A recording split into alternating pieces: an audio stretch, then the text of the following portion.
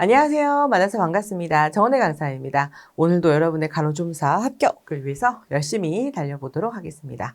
자, 오늘은요, 실전을 앞서서 우리 에센스만 뽑뽑 뽑아드리는 모의고사 들어갈 거고요. 자, 모의고사 중에 공중보건학개론 파트 보겠습니다.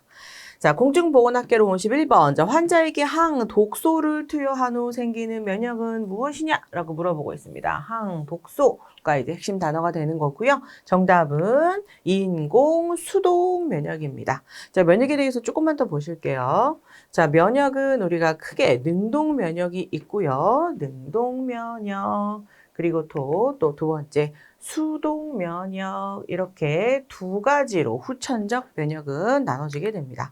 자, 첫 번째 능동 면역의 특징은 뭐냐면요. 오래 갑니다. 오래 가는 건전지처럼 굉장히 오래 갑니다. 그래서 한 번 아니면 아주 조금의 기간만 좀 드린다면 비교적 영구적으로 지속되는 특징을 가지고 있고요.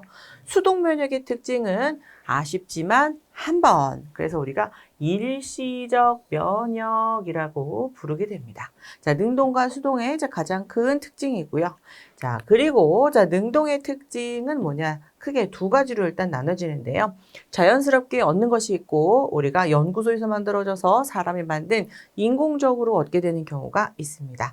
자, 첫 번째, 자연능동 면역은 직접 병을 앓고 난 후 생긴다면 다 자연능동이에요. 친구랑 놀고 와서 홍역과 수두를 앓고 있습니다. 자, 그러면 자연능동에 들어가는 거고요. 인공능동 면역의 대표 주자는 예방접종입니다. 자, 코로나 예방접종처럼 우리가 주사를 여기다 조금 맞아요. 그러면 코로나가 다 걸리는 게 아니라 아주 조금의 사체 같은 걸 집어넣기 때문에 우리 몸이요, 이거를 감작해서 항체, 군대를 막 만들어냅니다. 그래서 실제로 코로나가 들어왔다 하더라도 막아줄 수 있는 독감이라던가 아니면 지금 여기 나와 있는 수많은 질병들을 미리 막기 위해서 조금 넣어주는 거예요. 우리가 예방접종이라고 합니다. 자, 우리가 예방접종의 종류는 생균, 사균, 톡소이드 이렇게 세 가지로 나눠지는데요. 생균에서 우리가 꼭 아셔야 될 게 있습니다. 자, 뭐냐? 결핵입니다. 결핵. 결핵 예방접종 우리가 BCG라고 부르는 건데요. 얘는 거의 3중 생균 백신으로 옳은 것은 이런 문제 많이 출제되었어요. 결핵. 자, 결핵은 별명이 있습니다. 뭐냐면 드라큘라균이에요. 우리가 알고 있는 드라큘라. 햇빛을 받게 되면 어떻게 돼요? 타 죽어요. 으악, 죽어버립니다. 얘네들도 그래요. 밖에 직사광선 햇빛을 받게 되면 죽습니다. 얘는 살아있어야 되는데. 그래서 관리에 굉장히 신경을 써야 되는 예방접종 약, 결핵이 되겠고요. 자, 톡소이드도 좀 볼게요. 자, 톡소이드는 뭐냐면 세균똥이라고 보시면 됩니다. 자, 세균. 자, 대사라는 거 여러분 배우셨을 거예요. 자, 살아있는 모든 것들은 다 대사합니다. 자, 대사는 뭐냐? 쉽게 말하면 먹고 싸는 일련의 과정을 우리는 다 대사라고 합니다. 자, 저도 살아있으니까 당연히 대사를 합니다. 그래서 똥을 만들어냅니다. 자, 그리고요, 저를 착착착착착 쪼개요. 그러면 세포 단위로 하나 만들어지겠죠. 자, 세포 살아있죠. 자, 살아있는 세포 대사 먹고 싸는 과정 할까요, 안 할까요? 합니다. 살아있는 모든 것들은 다 대사하라. 그 세포도 똥을 쌉니다. 근데 세포 똥이라고 하기는 좀 그렇고, 그러면 이렇게 합시다. 세포가 싼 똥은요, 대사하고 나온 산물이니까 대사산물이라고 부르기로 했어요. 자, 대사산물. 자, 근데 이거는 세포 얘기고요. 이런 질병처럼 이제 세균 개념은 뭐라고 하는가? 자, 독이라고 합니다. 독. 그런데 이 독이 아주 센 놈이에요. 그래서 어떤 세균들은요, 이 세균 자체가 독한 게 아니라 이 세균이 싼 똥이 대사산물이 아주 독한 놈들이 있습니다. 그걸 우리가 바깥으로 나온 독소라고 해서 외독소라고 부르고요. 이 외독소가 자체가 우리 몸에 들어오면 너무 위험하니까 이 똥 중에서도 아주 조금 떼어서 그거를 예방접종화시켜서 저희한테 놓는 거고요. 그럼 저희는 이제 그거를 감작해서 항체를 만들어내는 겁니다. 자, 그것에 아주 유명한 애들이 파상풍, 디프테리아 이런 애들이 되겠습니다. 자, 다음에, 수동 면역도 잠깐 보시면은요. 자, 수동 면역은 크게 이제 두 가지, 자연 수동과 인공 수동으로 나눠지게 되고요. 자연 수동은 주로 이제 아기들이 포커스입니다. 태어났는데 아기들은 좀 약해요. 병에 걸리면 금방금방 막 생길 것 같아요. 그래서 임신해 있을 때부터 엄마한테 막 받거나 아니면 태어나서도 엄마가 모유를 통해서 모유를 아니면 엄마로부터 태반율의 호르몬을 받아서 이제 생기는 겁니다. 자, 인공수동 면역 같은 경우는 우리가 병을 주로 이제 경하게 만들 목적으로 뭐 연구소에서 만들어내면 우리가 이제 인공수동 면역이라고 부르게 되고요. 자, 병을 약하게 앓고 지나가려고 하는 겁니다. 그래서 꼭 병이 있을 수도 있고요. 자, 항독소 같은 경우에 아까 우리 외독소라고 부르는 애들, 세균보다 똥이 더 지독하다 이런 애들. 그래서 그 똥을 희석시키는 항독소 만들어내는 거고요. 병을 약하게 지나가게 하기 위해서. 또 어떤 경우에 뱀한테 물려가지고 뱀독이 막 퍼지는 경우도 있어요. 그럼 이럴 때는 우리가 사람 피를 막 집어넣거나 함마 글로불린을 이용해서 낫게 만들어줄 수도 있습니다. 자, 그런데 여기 인공수동 면역은요, 크게 세 가지잖아요. 첫 번째, 항독소가 있고요. 또 두 번째, 감마 글로불린이 있고요. 세 번째, 혈청이 있죠.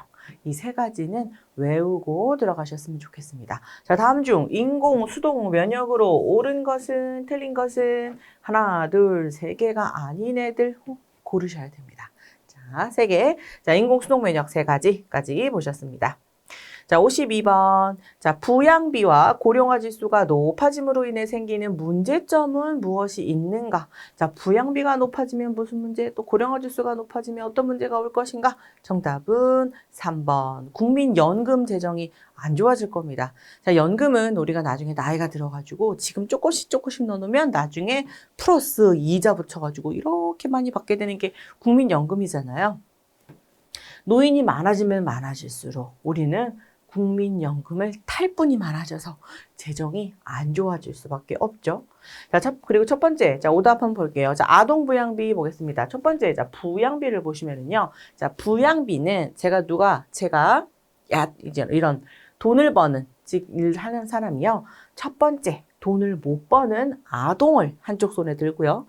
두 번째, 돈을 못 버는 노인을 한 손에 듭니다. 그래서 이렇게 버티는 걸 부양한다고 합니다. 자, 부양비. 그래서 위에 아동이 많으면 많을수록 또 노인이 너무 많으면 많을수록 이 부양을 하는 제가 너무 힘들어져요. 사람이 많으면 많을수록. 그렇습니다. 그래서 부양비가 높아지면 아동 부양비도 다 같이 증가될 거고요. 또 우리가 고령화 지수나 부양비가 높아지게 되면 사회보장비 늘어날 겁니다. 그리고 국가 경쟁력을 보시면 특히 이제 고령화 지수는 아기가 많이 없어지면 또 높아지는 경우도 있어요. 사람이 그냥 단순히 사람이 많은 나라, 그런 나라는 우리가 국가 경쟁력을 낮다고 얘기하지 않거든요. 그래서 사람도 참 중요하긴 해요. 단순하게. 그리고 또 생산 인구도 당연히 떨어질 수밖에 없겠다. 그래서 정답은 3번.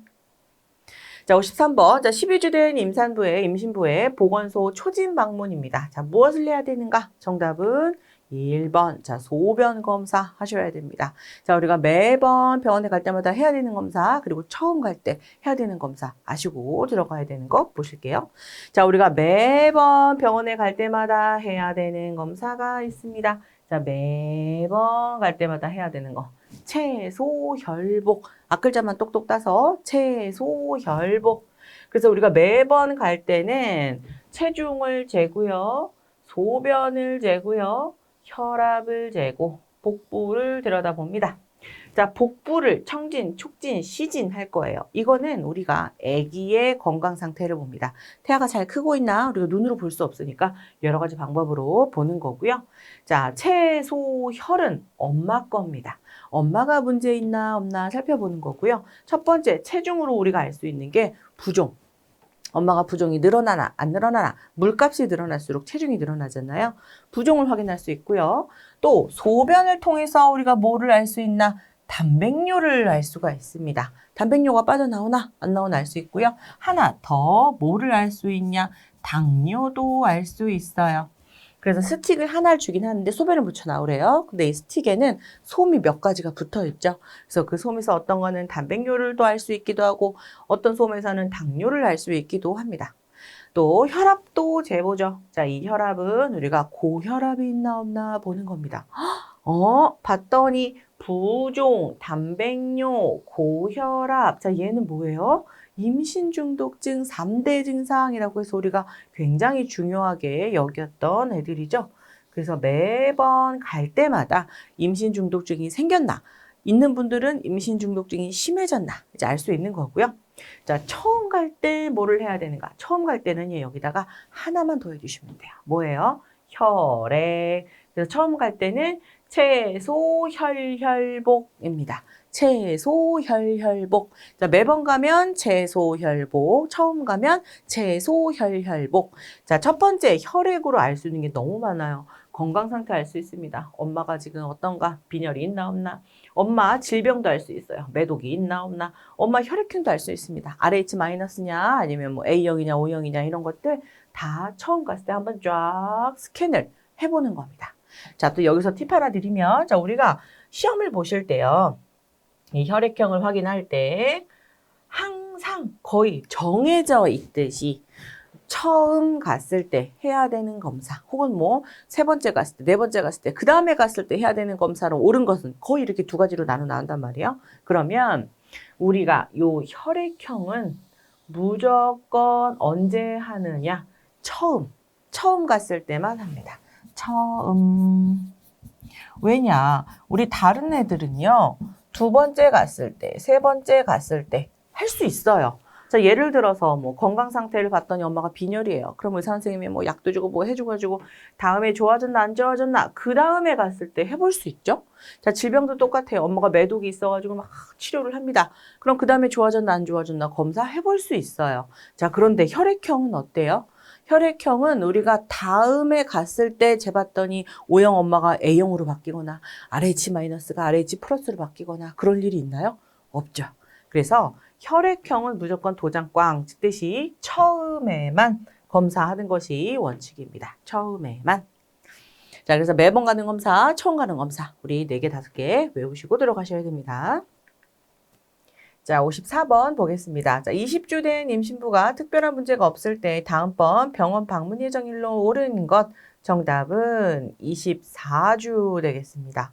자, 채소혈복을 언제 가서 해야 되는가? 자, 그걸 외우고 가셔야 됩니다. 그래서 우리가 정기적인 산정관리라고 해가지고요. 언제마다 한 번씩 가서 검사를 받아야 되는가?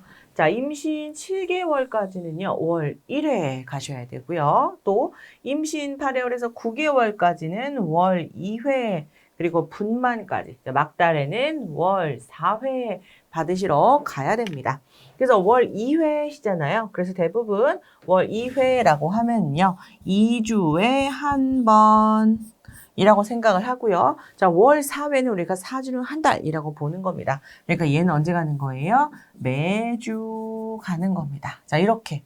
그래서 지금 20주 된 산모죠? 4, 5, 20, 5개월이에요. 그러니까 7개월 안쪽으로 들어가 있으니 이분은 다음에 24주에 검사를 받으셔야 되는 겁니다. 자, 근데 얘는요, 시험에도 너무너무 잘 나오고요. 나중에 산부인과에서 일을 하시게 되면 앞에서 예약 잡을 때 머릿속에 들어와 있어야지 다음 날짜 언제 올지 예약을 잡아줄 수가 있어요. 그래서 시험 보러 가시기 전까지 1번은 꼭 외우셔야 됩니다. 7개월까지는 매월 1회, 9개월까지는 월 2회, 그리고 막달은 월 4회 이렇게 방문하시도록 해줘야 됩니다. 자, 지금은 20주지만 뭐 36주, 37주라고 한번 해볼까요? 37주. 그러면 얘는 지금 어디로 들어갈까요? 자, 어디로 들어가죠? 4, 9, 36. 근데 넘어갔죠? 그러니까 이분은 이제 다음 주에 오시도록 우리가 예약을 잡으셔야 됩니다. 항상 얘는요, 4주 개념으로 계산을 하고 시험을 보셔야 됩니다. 그래서 이런 것들을 채소혈복, 채소혈혈복, 혈혈복은 뭐 처음이겠지만 채소혈복은 정기적인 산정관리 날짜에 맞춰서 할 거고요. 아무리 못해도 초기에 이제 병원을 가실 때는 그래도 늦어도 20주 안에는 병원에 가셔서 초진을 받으셔야 된다라고 권고하고 있습니다. 자, 55번. 보건소에서 시행하는 결핵 예방을 위한 2차 예방입니다. 자, 옳은 거 고르기 정답은 그렇습니다. 우리가요, 1차, 2차, 3차 이렇게 배우셨을 거예요. 1차 예방은 뭐고 2차 예방은 뭐냐? 3차는 뭐고? 한번 좀 볼게요. 자, 1차 건강 문제가 발생하기 전에, 질병 발생하기 전에 막는 겁니다. 그래서 발생하기 전에 질병을 예방한다. 그러면 우리는 이것을 1차 예방이라고 해요. 그래서 건강 증진의 아주 큰 모토는 뭐냐? 내가 지금 건강한데 더 건강할 거야. 1차 예방은 건강 증진이 목적이 되겠습니다. 건강 증진. 내가 지금 건강한데 더욱더 건강할 거야. 지금 건강한 애인데 계속 건강하게 유지할 거야. 이런 것들 다 지금 내가 아프지 않아요. 병이 없는 단계는 1차 예방으로 들어가고요. 자, 두 번째, 2차 예방의 포커스는 뭐냐면 조기 발견해가지고 조기 치료하는 것이 특징입니다. 그래서 검진을 통해서 조기 발견, 조기 치료하는 것이 특징. 그래서 우리가 2차 예방을 보실 때는요. 여러분이 막 꼬실 거예요. 출제자분들이. 이분이 엄청 건강한데 뭐 이분이 종합검진을 받으러 갔다. 건강하다는 얘기를 들었는데 뭐 돈을 들여서 이번에 MRI 찍고 CT 찍고 뭐 엑스레이를 뭐 찍는다면 자, 이분은 지금 어디에 들어가는가 물어보는 거예요. 그러면 또 몇몇 분들은 1차 예방 고릅니다. 왜냐면 그 건강에 칵 꽂혔어요. 함정입니다. 함정. 그 단어는. 일단 검진은 무조건 다 몇 차 예방이냐면 2차. 엑스레이는 사실 몸에 안 좋아요. 방사능이 피폭되잖아요. 근데 그럼에도 불구하고 엑스레이를 찍어보는 이유, 조기 발견하려고, 발견해서 빨리 치료하려고. 그래서 2차 예방의 모토, 조기 발견, 조기 치료. 자, 3차는요, 조기를 넘어갔어요. 그래가지고, 아이고, 일이 커졌습니다. 뭐 팔다리가 잘렸을 수도 있고, 이빨이 뽑혔을 수도 있고, 막 그래요. 그래도 이렇게 살면 안 되지. 남아있는 거라도 내가 잘 추스려서 살아야지. 그게 3차 예방입니다. 그래서 일단 장애가 남는 사람들의 신체 기능을 뭐 회복하지 못하더라도 어쨌든 더 이상 나빠지지 않게 조절해 주는 것. 그래서 물리치료, 재활, 사회복귀 훈련, 뭐 우리가 정신에서는 퇴원에 대한 우리 뭐 퇴원 간호 이런 것들이 있으면 다 3차 예방으로 들어가겠습니다. 그래서 지금 앞쪽에 2차 예방 물어봤으니까 검진 이런 얘기가 나왔겠죠. 자, 56번 보겠습니다. 자, 모기가 매게 하는 감염병은 무엇이냐? 정답은 말라리아. 말라리아는 모기가 앙 하고 물어서 우리 피부에 바로 직접적으로 집어 넣어줍니다. 그래서 말라리아 원충에 감염된 모기가 사람을 물어서 감염된다. 이것이 특징이고요. 아주 드물게 수혈로도 발생이 됩니다. 그래서 말라리아 유행 지역에 사는 분들은 방충망이라던가 이런 모기한테 물리지 않는 노력을 좀 하셔야 되고요. 자, 다음에 57번. 사진과 동영상을 삽입하여 활용할 수 있는 교육 매체로 대상자와 교육자 간에 마주 보면서 교육할 수 있는 것은 무엇이냐? 정답은 파워포인트라고 부릅니다. 자, 파워포인트. 자, 장점과 단점 한번 좀 보실게요. 자, 매체의 특성은 여러 가지가 있습니다. 자, 모형도 있고요. 게시판도 있고요. 또 자, OHP, 투시 환등기와 파워포인트. 자, 이런 것들도 있어요. 자, 그런데 OHP와 파워포인트를 일단 좀 비교를 먼저 해볼게요. 예전에는 투시 환등기라고 많이 썼거든요. 근데 요즘 분들은 모르시는 분들이 더 많습니다. 이건 뭐냐면 아주 등치도 일단 커요. 근데 거기에다가 A4 용지 크기의 비닐이 있거든요. 그걸 이제 그 비트에다가 넣어놓습니다. 그러면 그게 쫙 크게 펼쳐주는 거예요. 그래서 여기를 보면 이제 뭐가 찰칵 넘어가고요. 여기 화면에 막 나타나요. 그러면 투시 환등기를 발표자가 등지고 서서 여러분에게 막 이렇게 설명을 막 하는 겁니다. 그러면 앞에 있는 분들은 이걸 보고요. 저는 설명을 하면서 지금 대상자들을 보고 있어요. 그러면 마주보는 꼴이 되죠. 자, 그게 예전에 이제 OHP 혹은 투시 환등기라고 했고요. 교사와 학습자의 시선이 마주쳐요. 그래서 일치하기 때문에 잘 알 수 있습니다. 알아듣나? 못 알아듣나? 눈빛이 반짝반짝하나? 아니면 이제 맛이 갔나? 이런 것들 알 수 있죠. 그래서 우리가 교육할 때 꽤 많이 유용하게 썼었어요. 근데 지금은 대부분 이것이 비슷하게 바뀐 것이 파워포인트입니다. 그래서 대부분 우리가 컴퓨터를 이용해서 이제 발표를 할 때 뭐 빔 프로젝트나 뭐 아니면 파워포인트를 이용해서 쫙 펼쳐놓죠. 그럼 여기 펼쳐놓고 저는 앞을 보고 대상자들에게 이제 교육을 하는 겁니다. 그러면 이제 교육받는 분들은 앞을 보니 저와 마주 볼 수 있게 돼 있고요. 여기에다가 예전에는 투시 환등기에선 할 수 없었던 사진 아니면 동영상을 여기 집어넣을 수 있어요. 그러니까 조금 더 훌륭한 매체 교육이 될 수 있겠습니다. 예, 정답. 파워포인트. 58번. 자, 10년간 담배를 피워오던 30세 남성이 일주일 뒤부터 담배를 끊으려 하고 있습니다. 자, 범위로운 변화 단계 5가지 중에서 이분은 지금 어디에 들어가고 있는가? 자, 여기에서 이제 포커스 단어를 찾으셔야 됩니다. 일주일. 그렇습니다. 자, 일주일 뒤. 정답은 준비 요이 땅. 우리가 범위론 단계를 한번 보시면은요. 자, 크게 5가지 단계로 나누죠. 자, 계획 이전 단계, 전 이제 무지랭이 단계라고 하는데요. 아무 생각이 없습니다. 내가 매일매일 소주 한 병씩 먹는데 우리 집 식구들이 간이 좋아. 그래서 아무리 먹어도 간이 나빠지질 않아. 이런 소리를 하고 있는 이제 이런 단계를 우리는 계획 이전 단계라고 합니다. 담배를 하루에 한 갑을 피우는데도 나는 건강해. 이런 분들. 이렇게 생각이 없는 이런 분들은 계획 이전 단계에서 우리가 뭐를 해줘야 되는가? 아니야. 너가 지금 이렇게 담배를 피잖아? 그러면 너랑 똑같은 연도에 담배 핀 사람 한번 패볼래? 하면서 보여줘요. 그럼 패패가 막 시커멓게 썩어 있어요. 그러면 나도 혹시? 라고 생각이 들게 계속 만드는 거죠. 꼬시는 겁니다. 자, 계획 이전 단계에서 그래서 변화의 의도가 전혀 없는 단계. 변화의 의도가 없는 나는 술을 매일매일 먹어도 건강해. 이런 분들이 계획 이전 단계가 되고요. 자, 계획 단계는 그런가? 그럼 나도 안 좋은가? 라는 생각을 가지고 있는 그 잠깐을 우리는 계획 단계라고 보는 겁니다. 그러니까 이분은 일단 단어는 계획이지만 계획하고 있지 않아요. 그냥 그런가? 문제를 인식하고 변화를 생각해보는 단계예요. 그럼 나도 술을 끊어야 되나? 담배를 끊어야 되나? 뭐 이렇게 생각 정도만 하는 단계입니다. 자, 이때는 우리가 계속 꼬셔야 돼요.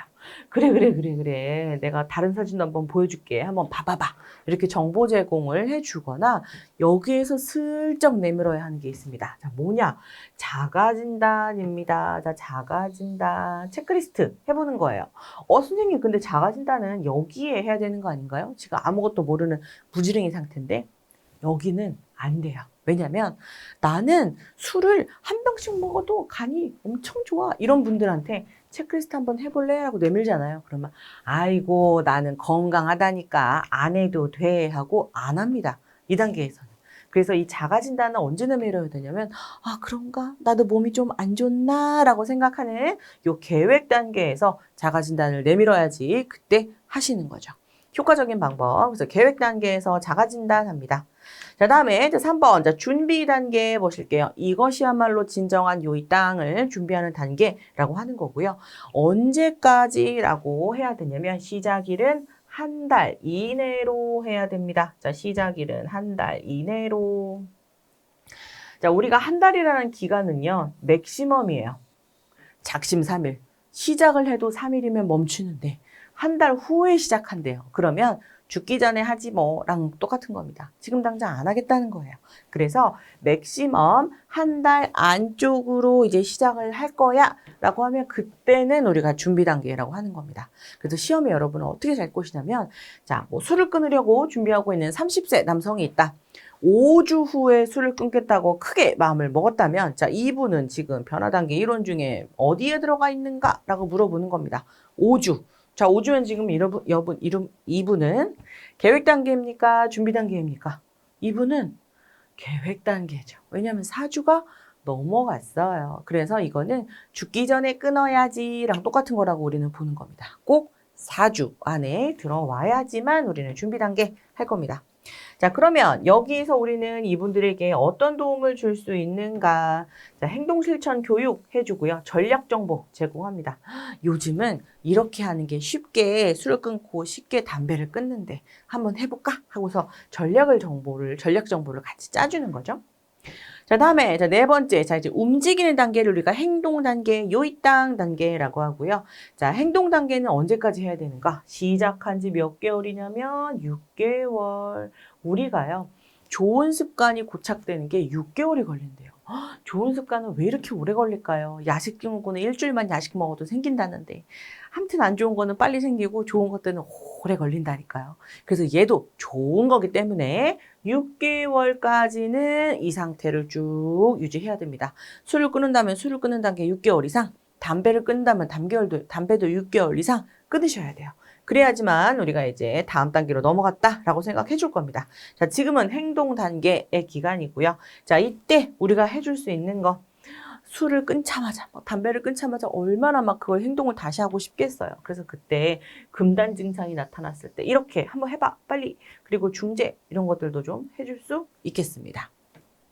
자, 그리고 이제 6개월이 지났어요. 자, 유지 단계는 6개월이 넘어갔습니다. 그럼 이제 그때는 잘한다, 잘한다, 잘한다 지지해 주시는 것이 유지 단계가 되겠습니다. 자, 그런데 실패할 수가 있죠. 예를 들어서 7개월쯤 됐어요. 술을 다 끊고 담배를 내가 다 끊었는데 김 부장이 나를 막 괴롭힙니다. 일을 이렇게밖에 못하나 이러면서 저를 엄청 막 스트레스를 줬어요. 그래서 참고 있던 담배를 7개월에 피고 말았습니다. 실패죠. 자, 그러면 어디로 다시 돌아가야 되는가? 자, 어디로 다시 돌아가야 돼요? 그렇습니다. 준비 단계. 우리는 이미 알고 있었기 때문에 여기까지 왔었단 말이에요. 그러니까 준비 단계에서 전략을 잘못 짰어요. 김 부장이 날 열받게 했을 때 내가 어떻게 해야 될지 전략을 못 짰습니다. 그래서 이런 일이 생긴 거예요. 그래서 그때는 다시 준비 단계로 돌아가서 김 부장이 날 열받게 하면 이렇게 해야겠다 하고 다시 전략을 짜서 시작을 하게 됩니다. 자, 이게 범이론 혹은 변화 단계 이론이라고 불리는 거고요. 우리는 여기에서 시간, 기간, 그리고 자가 진단 알고 들어가셔야겠습니다. 자, 59번. 자, 영유아 예방접종을 할 때, 자, 주의사항으로 옳은 것. 정답은 그렇습니다. 아이를 잘 아는 사람이 데리고 간다. 의사 선생님이 예방접종 하기 전에 이것저것 물어보고 아기 상태를 좀 확인해야 돼요. 근데 아기는 자기에 대해서 잘 모르죠. 그러니까 이거를 잘 알고 있는 어른이 데려가셔야 되는데, 엄마가 너무 바빠가지고 옆집 철수 엄마한테 부탁했어요. 얘에 대해서 아무도 몰라요. 철수 엄마는. 저는 잘. 그러면 원래 맞으면 안 되는데. 얘가 사실은 계란 알레르기가 있는데 옆집 철수 엄마는 모를 수도 있죠. 그래서 잘 아는 사람이 데리고 가야 된다. 자, 영유아 예방접종을 좀 볼게요. 자, 전후로 한번 따져서 보도록 하겠습니다. 접종 전의 주의사항. 자, 접종 전에는 무엇을 해줘야 되는가? 자, 아이가 건강 상태가 좋은 오전에 데리고 오셔야 됩니다. 오전에. 이제 워킹맘 하시는 엄마들은 이제 문 닫기 전에 세입해서 들어오는 경우가 있어요. 그런데 혹시라도 아기가 오후에 접종을 하고 밤에 문제가 생기면 문 닫았는데 어떻게 다시 막 응급실에 가셔가지고 막 처음부터 다시 또 막 어떤 주사를 맞았냐 뭐 했냐 막 따져봐야 되잖아요. 시간이 막 지나갑니다. 골든타임이. 그래서 오전에 접종하셨으면 좋겠고요. 또 열이 있으면 예방접종 당연히 안 됩니다. 그래서 예방접종 하기 전에 우리 체크리스트를 쫙 쓰죠. 그래서 열을 한번 체크해봐서 열이 있다. 그러면 안 맞춰줘요. 또 아까 말한 대로 어린이 잘 아는 보호자가 데리고 올 거고 예방접종하지 않은 어린이 같이 데려가지 않습니다. 자, 다음에 접종 후 주의사항도 보실게요. 자, 접종 후는 자, 이런 거를 지켜줘야 된다. 자, 접종 후 333입니다. 자, 333의 첫 번째 3은 30분. 그래서 접종 후에 바로 집에 가지 않고요. 아기가 혹시 주사 맞고 나서 무슨 일이 생길지 모르기 때문에 접종 기간에 30분 정도는 머물렀다 갑니다. 자, 다음에 333의 두 번째 3, 3시간입니다. 집에 가서 긴장의 끈을 놓치지 말고 아기를 잘 3시간 동안 관찰을 할 거예요. 자, 그 다음 333, 3일입니다. 3일 동안은 우리가 잘 때도 좀 잘 보고 3일은 혹시 이 안에 문제가 또 일어날 수 있으니 3일까지는 지켜보셔야 됩니다. 그래서 접종 후 333, 30분, 3일, 3시간, 3일 지켜봐야 된다. 자, 다음에, 자, 접종 당일이란 다음날은 과격한 운동 시키지도 않고 이제 하지 않도록 해줘요. 특히 이제 뭐 태권도, 막 이런 뭐 열심히 하는 운동 같은 경우에는 아기들은요, 이런 면역에 쓰여질 에너지까지 다 끌어다가 놀기 때문에 좀 쉬게 해줘야 돼요. 그래서 과격한 운동 하지 않고 너무 중요한 접종 당일 목욕 안 합니다. 그 다음날 그 전날 이렇게 하시게 될 겁니다. 또 아기 반드시 눕혀서 재우라는 이유는 뭐냐면 엄마가 잘 들여다봐야 되니까요. 잘 들여다봐야 되니까 눕혀서 재우라라고 합니다. 자, 다음에 예방접종 금기증도 한번 보실게요. 자, 예방접종이 이렇게 좋은 건데 맞으면 안 되는 아기들이 있습니다. 자, 면역과가 주로 이제 관련된 건데, 자, 심하게 면역이 떨어져 있던가, 면역 억제 아동과 같은 집에 사는 아동은 소아마비를 맞지 못하게 돼 있어요. 왜냐면 얘한테 문제를 줄 수 있기 때문에. 그렇죠. 어머, 그렇다고 얘는 안 맞을 수도 없고 어떻게 해요? 분리하셔야죠. 이때는. 할머니네 댁에 잠깐 그래서 이렇게 맞게 하든지 어쨌든 같은 집에는 머무를 수 없다라는 거. 그리고 지금 수혈이나 면역글로불린 접종하신 분들 안 되고요. 또 임신 중에 MMR 안 됩니다. 자, MMR 중에 어떤 것 때문에 안 될까요? 그렇습니다. 알, 루벨라라고 부르는 풍진. 임신했을 때 풍진 걸리면 아기가 막 뇌가 작아지고 백내장이 오고 안 들리고 막 이런 일이 생기잖아요. 그래서 MMR 중에 R 때문에 이제 안 되는 거고요.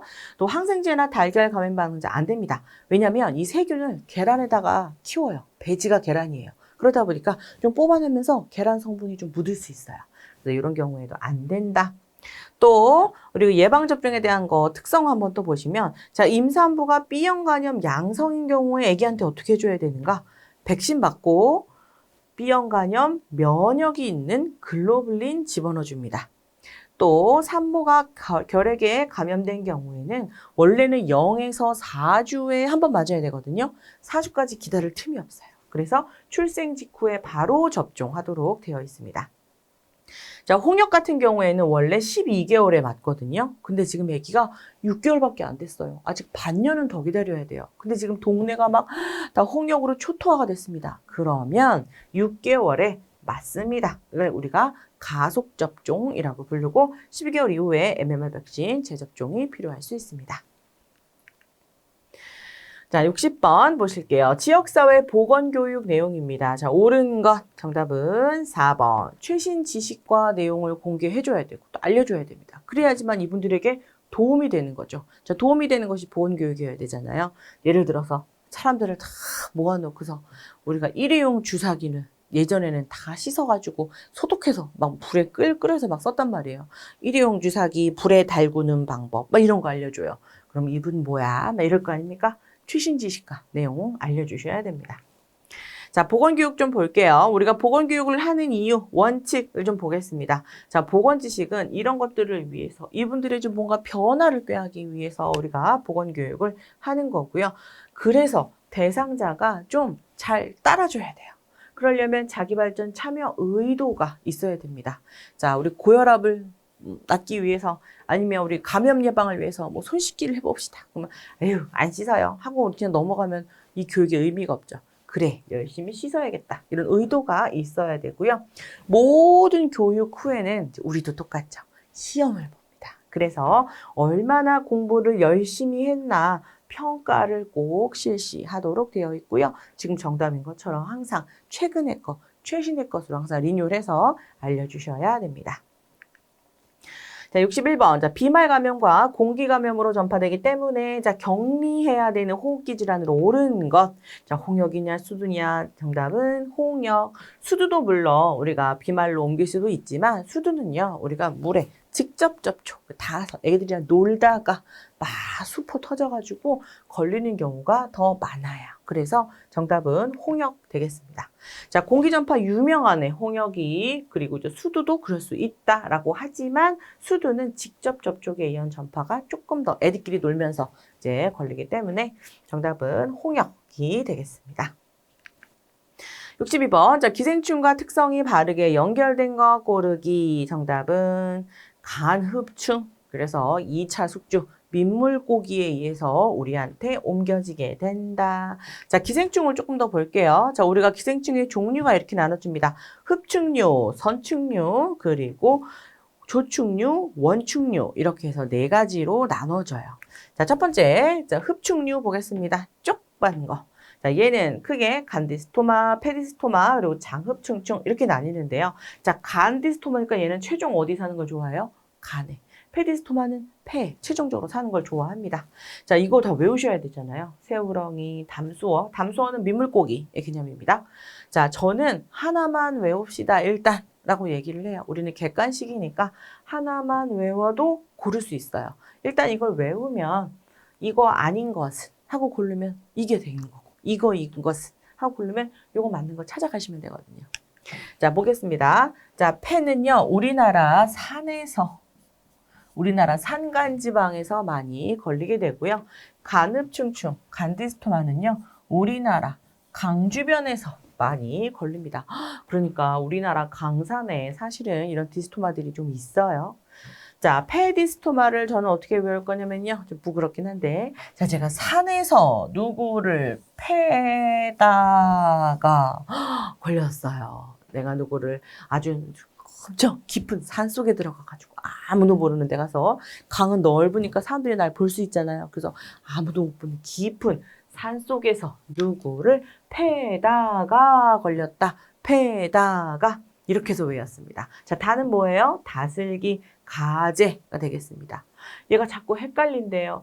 폐흡충충이 우렁이었나 다슬기였나 헷갈린대요. 그래서 다슬기. 그래서 페디스토마는 첫 번째 1중간숙주 다슬기, 2중간숙주 가재가 되겠습니다. 패다가. 자, 다음에 장흡충충은요, 민물고기, 그리고 수생식물, 그리고 주로 포커스는 장흡충충은요, 수생식물입니다. 수생식물, 그래서 연꽃, 뿌리, 연근, 이런 거에도 좀 생길 수 있어요. 생식을 통해서 주로 걸리게 됩니다. 익혀 먹으면 사실 거의 안 걸리죠. 그 다음에 선충류 보실게요. 자, 선충류는 긴 실처럼 생겼다. 그래서 선충류라고 하고요. 유명한 애 회충, 요충, 구충이 있습니다. 자, 회충 우리나라에서 가장 많은 기생충이에요. 그래서 충란이, 야채, 파리, 손에 의해서 꿀꺽 삼켜지게 됩니다. 자, 요충은 특징이 뭐냐? 자, 가족입니다. 가족. 얘는 건조한 환경에서도 오래 살아남을 수 있어요. 침구에 막 알이 떨어져 있습니다. 그래서 이제 엄마가 애들 다 학교 보내고 척척 침구를 막 펼쳐. 그런 다음에 정리 끝나고 너무 힘들다 하면 이 알이 이불 쏙 이제 들어가는 거죠. 얘는 건조한 환경에서 이제 살아있다가 입에 탁 들어가서 물기가 많은 입속에 하게 되면 꽃이 쫙 피듯이 살아나기 시작합니다. 그래서 이제 가족에게 집단 전파 잘 되는 애고요. 자, 구충증, 십이지장충만 볼게요. 구충증 우리가 아메리카도 있지만 우리가 십이지장충이 시험에 잘 나오니까 요거만 봅니다. 자, 오염된 흙이를 맨발로 다닐 때 걸려요. 얘네들은요, 무조건 꿀꺽 삼켜야 되잖아요. 근데 얘는 나는 안 삼켜도 돼. 나는 직접 피부를 뚫고 들어갈 거야. 그래서 경피감염이라고 부릅니다. 경피감염. 그래서 우리가 그 구충증 얘기할 때는요, 우리가 새벽에 풀이 많은 데를 맨발로 다니지 마라 라고 합니다. 아침 이슬이 풀에 막 묻어 있어요. 그러면 우리가 그 풀밭을 막 거닙니다. 그러면 물에 발이 막 불어요. 피부가 야들야들야들해지죠? 그러면서 얘네들이 피부를 쏙 뚫고 들어갑니다. 그래서 이제 우리가 이런 얘기 많이 해요. 오염된 흙기를 맨발로 다니지 말고 또 이른 새벽에 또 맨발로 다니지 말아라. 이런 얘기들. 그 다음에 조충류 보겠습니다. 조충은요, 유구종추, 유구조충증, 무구조충증, 그리고 광절열도 조충증이 있고요. 주로 무슨 동물을 먹었을 때 보냐? 자, 유구조충, 갈고리촌충은요, 뭐예요? 돼지고기 잘못 익혀 먹었을 때, 무구조충증은요, 소고기 잘못 익혀 먹었을 때, 광절열도조충증, 기인총충은 우리가 이런 생선, 송어, 연어 잘못 먹었을 때 생기는 겁니다. 갈고리촌충, 돼지, 민촌충, 소고기, 긴촌충, 생선의 개념이 들어가겠습니다. 자, 다음에 원충류인데요. 자, 원충류는 기생충 중에서 눈에 보이지 않는다. 그래서 원시기생충, 원충이라고 합니다. 자, 우리가 크게 세 가지 배우셨어요.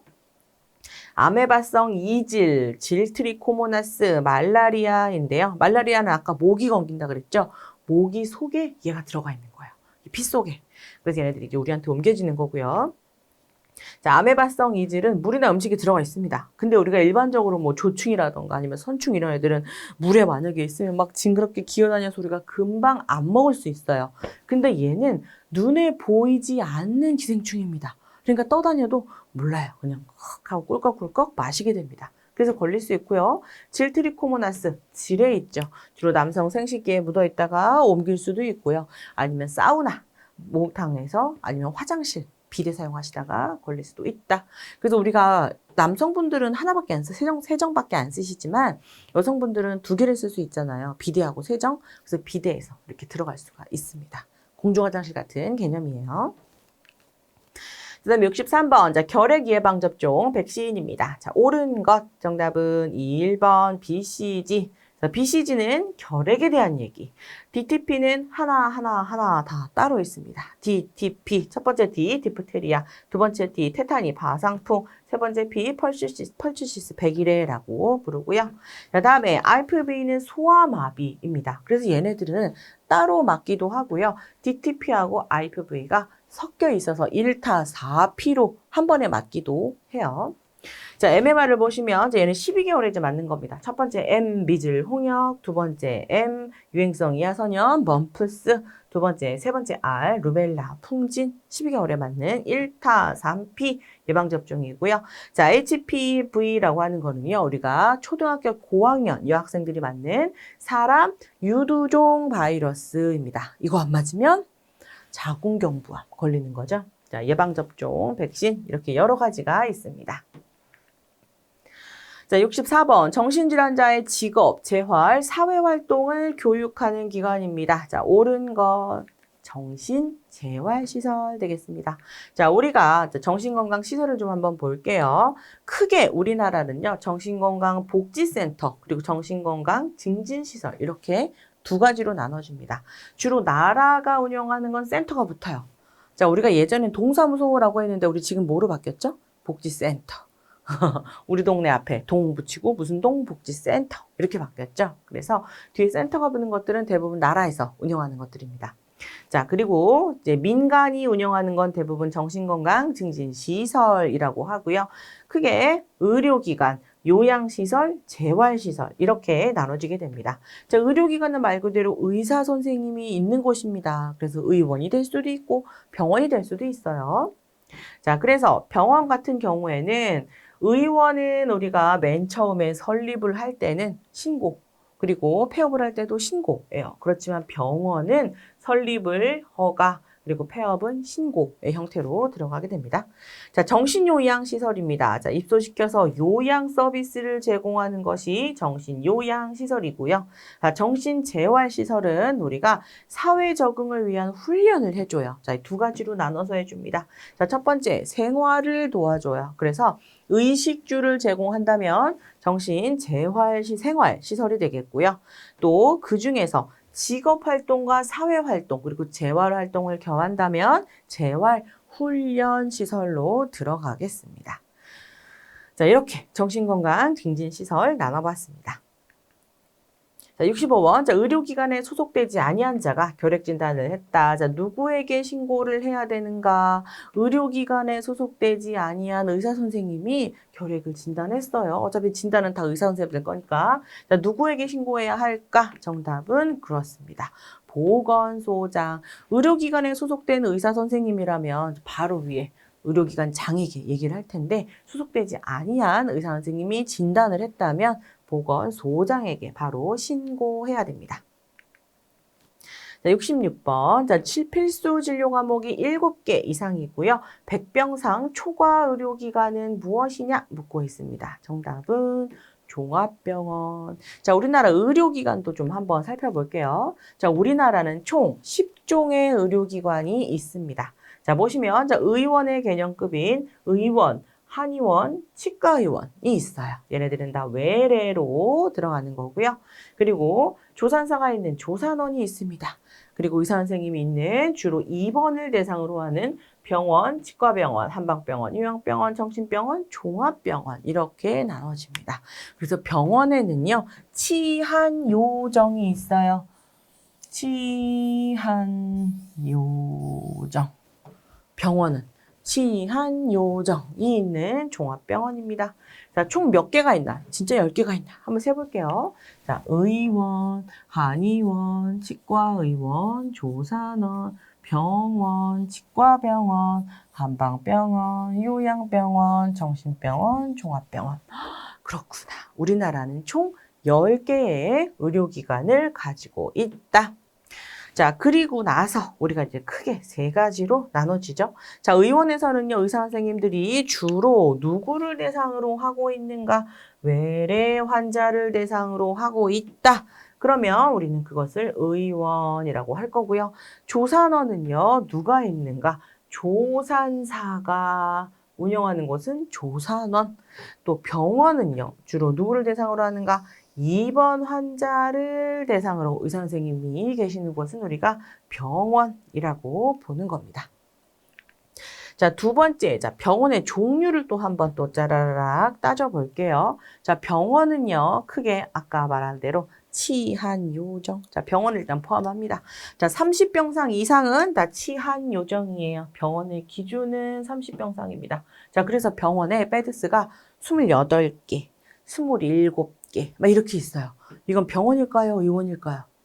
그렇죠. 의원 개념으로 들어갑니다. 그래서 30개는 넘어가셔야 우리가 되는 거고요. 기본적으로 있는 거 우리 아까 말한 치한요정 병원으로 들어갑니다. 자, 그 중에서 100병상이 넘어가면 이제 그 앞에 뭐를 붙여주냐면 종합선물 세트 마냥 종합병원을 붙여줄 겁니다. 그런데 기준은 100병상이지만 우리는 또 다른 기준을 또 아셔야 됩니다. 300을 보는 겁니다. 그래서 300이 안 돼요. 그러면 이런 진료 과목을 가지고 있어야 되고 300이 넘어요. 그러면 이런 진료 과목을 가지고 있어야 된다. 자, 첫 번째, 300이 안 됩니다. 자, 그러면 진료 과목이 총 몇 개여야 돼요? 7개. 자, 300이 안 되는 병원은 진료 과목이 7개. 자, 300이 넘어가는 병원은 진료 과목이 9개 있어야 됩니다. 자, 일단 300이 안 되는 데부터 한번 보실게요. 자, 앞 글자만 똑똑똑 따서 외웁니다. 내, 외, 소, 산. 내외소산. 자, 밑에도 똑같죠? 내외소산. 자, 내과, 외과, 소아과, 산부인과. 자, 그런데 300병상이 안 되는 데는요. 하나, 둘, 셋, 4개 중에 3개만 하시면 돼요. 3개. 나머지 1개는 다른 거 끼워 넣어도 됩니다. 요즘은 아기를 잘 안 낳잖아요. 산부인과가 장사가 안 돼요. 의사 선생님들 월급을 하루에 막 1,000만 원, 2,000만 원 줘야 되는데 산부인과라고 해서 하루에 1명 옵니다. 한 달에 1명 온대요. 하루에 1명, 한 달에 1명. 그럼 이제 유지가 안 되죠. 그래서 이거를 빼버려요. 뭘 넣을까요? 치과 넣어도 돼요? 됩니다. 그래서 내과, 외과, 소아과, 치과 이렇게 해서 4개 만들어도 상관없어요. 왜냐? 7개, 300병상 이하 병원이기 때문에 그렇습니다.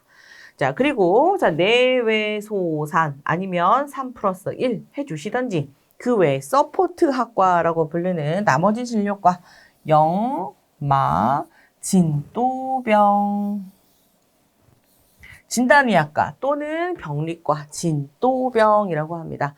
병원의 규모가 작다 보니까 이 2개나 다 있을 필요가 없어요. 그래서 진단의학과 아니면 병리과 이렇게 해서 총 몇 개를 갖고 있어야 되는가? 7개. 하나, 둘, 셋, 넷, 다섯, 여섯, 7 해가지고요. 자, 이렇게 해서 7개를 가지고 있어야 되는 것이 300병상 이하의 병원이고요. 300병상이 넘어간다. 그러면 이제는 몇 개 있어야 되냐면 9개 있어야 됩니다. 자, 내외소산 얘는 그냥 도장 깎듯이 탁 있어야 돼요. 저 산부인과 장사 안 되는데 치과 넣으면 안 돼요? 치과 넣으실 겁니다. 대신에 산부인과도 꼭 들어가야 돼요 라고 해주는 거예요. 내외소산 꼭 들어가고 거기에 정치가 들어갑니다. 정치. 정신건강의학과 쉽게 말하면 정신과 그리고 치과. 내외소산 정치에다가 나머지 3개 똑같이 영마, 진또병 들어갑니다. 자, 그러니까 7개에다가 여긴 2개만 사실 더 넣으면 돼요. 정치. 내외소산, 영마, 진또병. 여기는 정치. 이렇게 해서 7개, 9개의 병상 기준에 따라 나눠지게 됩니다. 자, 다음에 이제 상급 종합병원도 한번 보실게요. 상급 종합병원, 뭐 아산병원이라던가 신촌에 있는 연대 세브란스라던가 엄청 큰 메머드급 병원이죠. 이런 데는 드나드는 사람만 해도 하루에 막 5만 명, 10만 명씩 막 드나든대요. 그러다 보니까 저분들이 집에 가가지고 손 씻기라도 한번 탁 교육을 해주면 벌써 몇만 명이야, 이게. 엄청 많을 텐데 아깝다. 그래서 이런 병원은 그냥 하기는 너무 아깝고 우리가 교육을 좀 해주던지 아니면 이거 나만 보기 너무 아깝다. 사람들이 많이 오니까 케이스도 얼마나 많겠어요. 이거 배우는 다른 사람들도 좀 봤으면 좋겠는데 수련기관 역할을 하게 됩니다. 그래서 우리가 상급 종합병원이라고 하는 것은요. 큰 특정 행위, 난이도, 중증 질환으로 난이도가 높아야 됩니다. 중증 질환으로 난이도가 높은 의료 행위를 하는 곳을 상급 종합병원이라고 불러요. 중증 질환. 그래서 막 암처럼 암은 암인데 막 엄청 막 췌장암 막 어려운 거 막 명의라고 부르는 분들이 다 여기 대부분 많이 계시죠. 자, 그리고 또 진료 과목은 20개 이상 있어야 됩니다. 여기는 7개, 9개였는데 여기는 20개예요. 또 수련기관이기도 하고 인증평가 3년마다 한 번씩 받아서 병원에 문제가 없는가 체크하셔야 되고요. 자, 마지막 전문병원 모실게요. 우리가 알고 있는 병원 뭐가 있을까? 우리들 병원? 아니면 허리, 무릎 전문병원, 여러 가지 앞에 전문병원이라고 붙여져 있는 데들이 있죠. 그런 곳이 전문입니다. 그래서 특정 질환, 중증 질환이 아닌 특정 질환 중에 난이도가 높은 의료 행위를 한다. 그럼 우리는 전문병원이라고 해줘요. 그래서 허리 디스크 전문병원 이렇게 어느 한 질환에 대해서 내가 전문적으로 잘 본다. 그러면 전문병원이라고 해주고요. 여기도 3년마다 인증평가 받으셔야 됩니다. 자, 이제 67번 넘어가 볼게요. 자, 입원이 필요하다고 진단된 정신질환자를 보호자 2명이 신청했습니다. 자, 엄마, 아빠가 이제 자식의 문제가 있어서 치료를 받아야 되겠다. 그러면 그냥 2명이 입원시킬 수는 없고요. 신청을 하게 되면 이분이 입원시킵니다. 정답은 정신건강 전문의. 그래서 우리나라는 크게 3가지 주체로 이제 입원을 시켜요. 첫 번째는 환자 스스로 들어가는 겁니다. 주체가 나요. 술을 너무 많이 먹어서 안 되겠어요. 제가 주변에 마트밖에 없어가지고 술 사기 너무 쉽습니다. 그냥 제 발로 저 혼자 걸어 들어갈게요. 이게 자의 입원이고요. 동의 입원은 아들이 계속 집에서 술만 마시니까 우리 병원에 입원해서 치료 좀 받자. 그런데 아들이 알겠어요, 어머니 하고 들어갑니다. 그러면 동의 입원, 보호자, 환자가 주체가 되는 거고요. 보호의무자에 의한 입원은요, 아들은 안 가겠대요. 막 난리를 부릅니다. 그런데 보호자 2명이 정신건강 전문의에게 물어보고, 입원하셔야 되겠네요. 하고 입원시키는 걸 우리가 주로 이제 강제 입원이라고 부르는 보호자 정신건강 전문의 입원이 되겠습니다. 자, 다음에 68번. 자, 감염병 예방과 관리에 관한 법률에 따라서 필수 예방접종 실시해야 할 감염병은 무엇이 있는가? 정답은 디프테리아. 자, 우리 앞전에도 배우셨을 거예요. 자, 디프테리아는 단독으로 맞지 않고 디프테리아. 얘는 3가지를 동시에 맞습니다. 자, 뭐를 동시에 맞을까? D, T, P 형식으로 맞죠. 자, 첫 번째 D는 뭐예요? 디프테리아. 지금 정답인 것처럼. 자, 두 번째 T는 뭘까요? 테타니, 파상풍. 세 번째 P는요, 벌추시스, 백이래.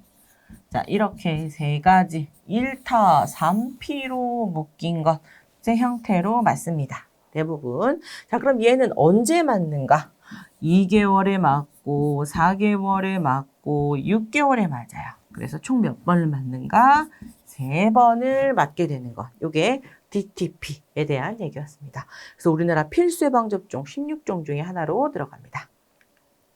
자, 69번 보겠습니다. 자, 혈액관리법 중에서 혈액원이 헌혈자에게 체열하기 전에 실시해야 할 건강진단 항목이 있는데요. 자, 옳은 것 고르기. 정답은 체온, 체중, 혈압, 맥박은 꼭 재고 문제가 없으셔야 헌혈할 수 있습니다.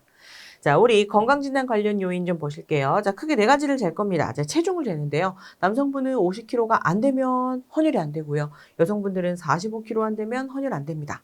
또 두 번째, 체온 37도 5를 넘어서시는 분들인데요. 열이 있다. 이건 우리가 세균이라든가 또 안 좋은 게 들어와서 지금 염증이 있다라고 몸에 생각합니다.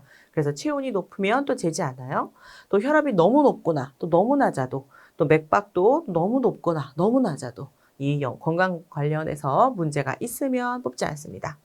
자, 질병 관련 요인에 있어서도 좀 볼게요. 자, 감염병 중에 B형 감염이나 C형 감염, 에이즈, 한센 이런 것들이 있어도 일단 우리는 헌혈할 수 없다라고 하고요. 또 그 외에 암 환자, COPD, 만성 폐쇄성 폐질환, 간질환이나 당뇨 혹은 B형 감염 완치 후에 6개월이 경과되지 않은 분들도 우리는 뽑지 않습니다. 자, 예방접종에 관한 것도 좀 볼게요. 자, 콜레라, 장티푸스, 공수병 예방접종 후에 24시간이 경과하지 아니한 자, 물론 이거 외에도 좀 많습니다만 우리가 시험에 나왔던 빈도만 지금 꽂아서 갖고 왔어요. 콜레라, 장티푸스, 공수병은 24시간. 자, BCG 예방접종은 생균이라서요. 한 달의 경과기간을 봅니다. 그래서 한 달에 경과되지 아니한 분은 지금도 이 생균이 안에서 싸우고 있다라고 생각을 하는 겁니다. 그 다음에 진료와 처치 관련 요인, 임신 중이시거나 아니면 분만 혹은 유산 후에 6개월 이내인 자 또는 내가 피를 받았어요. 수혈로 1년이 경과되지 아니하신 분들도 우리는 헌혈을 할 수 없도록 되어 있습니다. 자, 70번. 자, 국영보건법 중에 학교 국영보건 사업으로 옳은 것. 학교는 우리가 배우러 가는 곳이지 치료를 받으러 가는 곳이 아니라서 치료 개념은 다 할 수가 없습니다. 정답은 4번.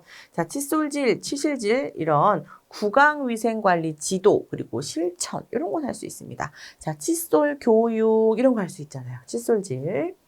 자, 그래서 우리나라는요, 학교 구강보건사업이라고 해서 구강보건도 알려주고 검진, 칫솔질, 치실 등 구강위생관리 지도 실천 이런 것들을 도와줍니다. 또 불소 용액을 이용해서 양치를 할 건데 자, 매일매일 양치하는 경우라면 양치액의 0.5%로 매일매일 양치하실 거고요. 아이고 너무 귀찮아요. 주 1회로 하고 싶어요. 그러면 주 1회는 양치액의 0.2%로 우리가 섞어서 가글가글 하도록 되어 있습니다. 자, 여기까지 문제 풀어보셨습니다. 정말 수고하셨습니다.